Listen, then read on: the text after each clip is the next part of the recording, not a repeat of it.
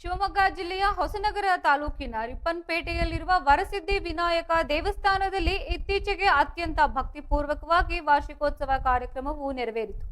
ಈ ಶುಭ ಸಂದರ್ಭದಲ್ಲಿ ದೇವಸ್ಥಾನದ ಆವರಣ ಭಕ್ತ ಸಾಗರದಿಂದ ತುಂಬಿ ತುಳುಕುತ್ತಿತ್ತು. ವಾರ್ಷಿಕೋತ್ಸವದ ಅಂಗವಾಗಿ ಮಹಾರಥೋತ್ಸವವನ್ನ ಅತ್ಯಂತ ವಿಜೃಂಭಣೆಯಿಂದ ನಡೆಸಲಾಗಿತ್ತು.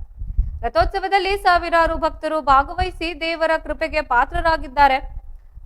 ರಥವನ್ನ ಎಳೆಯುವ ಮೂಲಕ ಭಕ್ತರು ತಮ್ಮ ಭಕ್ತಿಯನ್ನ ಸಮರ್ಪಿಸಿದ್ದು, ಮಹಾರಥೋತ್ಸವಕ್ಕೆ ಸಾಗರ ಹೊಸನಗರ ಕ್ಷೇತ್ರದ ಶಾಸಕರಾದ ಗೋಪಾಲಕೃಷ್ಣ ಬೇಗಳೂರು ಚಾಲನೆ ನೀಡಿದ್ದು, ಈ ವೇಳೆ ಮಾತನಾಡಿದ ಅವರು ವಾರ್ಷಿಕೋತ್ಸವದ ಮಹತ್ವವನ್ನ ವಿವರಿಸಿದ್ದಾರೆ.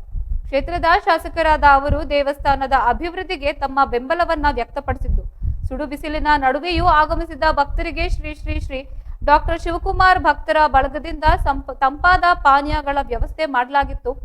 ಇದು ಭಕ್ತರಿಗೆ ಆರಾಮದಾಯಕ ಅನುಭವ ನೀಡಿದ್ದು, ಕಾರ್ಯಕ್ರಮದ ಯಶಸ್ಸಿಗೆ ಎಲ್ಲರೂ ಸಹಕರಿಸಿದರು.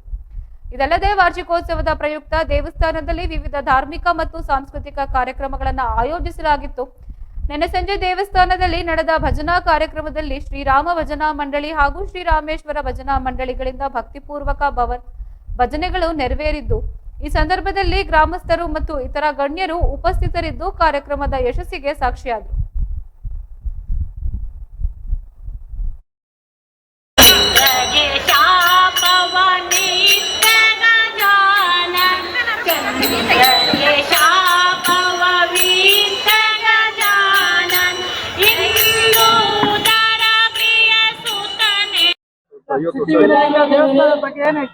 ನೋಡಿ, ರಿಪ್ಪನ್ಪೇಟೆಯ ಮಹಾಗಣಪತಿ ಒಂದು ಶಕ್ತಿಯುತವಾದಂತಹ ಮಹಾಗಣಪತಿ ದೇವಸ್ಥಾನ ಇದೆ. ಇವತ್ತು ರಥೋತ್ಸವ ನಡೀತಾ ಇದೆ. ನಿಜವಾಗ್ಲೂ ಖುಷಿ ಆಗುತ್ತೆ. ಎಲ್ಲ ಭಕ್ತಾದಿಗಳು ನೆರವೇರಿಸಿ. ನೋಡಿ, ರಿಪ್ಪನ್ಪೇಟೆಯ ಮಹಾಗಣಪತಿ ಒಂದು ಶಕ್ತಿಯುತವಾದಂತಹ ಮಹಾಗಣಪತಿ ದೇವಸ್ಥಾನ ಇದೆ. ಇವತ್ತು ರಥೋತ್ಸವ ನಡೀತಾ ಇದೆ. ನಿಜವಾಗ್ಲೂ ಖುಷಿ ಆಗುತ್ತೆ. ಎಲ್ಲ ಭಕ್ತಾದಿಗಳು ನೆರವೇರಿಸಿದ್ದಾರೆ.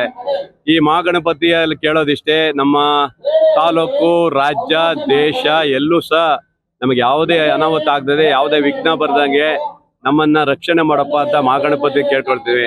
ಸಾರ್ವಜನಿಕರಲ್ಲಿ ಆಸಕ್ತಿ ಜಾಸ್ತಿ ಇದೆ. ಇವತ್ತು ಭಕ್ತಾದಿಗಳು ತುಂಬಾ ಜನ ಬಂದಿದ್ದಾರೆ. ಇಲ್ಲಿ ಅನ್ನ ಸಂತರ್ಪಣೆ ನಡೀತದೆ ಮತ್ತು ರಥೋತ್ಸವ ನಡೀತದೆ. ವಿಶೇಷವಾಗಿ ಪೂಜೆಗಳನ್ನ ಮಾಡ್ತಾರೆ. ಇಲ್ಲೊಂದು ಶಕ್ತಿ ಇದೆ. ಆ ಶಕ್ತಿ ಮಹಾಗಣಪತಿಗೋಸ್ಕರ ಬಹಳ ಜನ ಬಂದಿದ್ದಾರೆ. ಈ ಸಂಭ್ರಮದಲ್ಲಿ ನಾನು ಸಹ ಶಾಸಕನಾಗಿ ರಥ ಎಳೆಯುವ ಪ್ರಥಮ ಬಾರಿ ರಥ ಎಳಿಲಿಕ್ಕೆ ಇಲ್ಲಿ ಬಂದಿದ್ದೇನೆ. ನಮಗೆ ಹಾಗಾಗಿ ಎಲ್ರಿಗೂ ಒಳ್ಳೇದಾಗ್ಲಿ, ನನಗೂ ಒಳ್ಳೇದಾಗ್ಲಿ ಕೇಳ್ಕೊಳ್ತೀನಿ.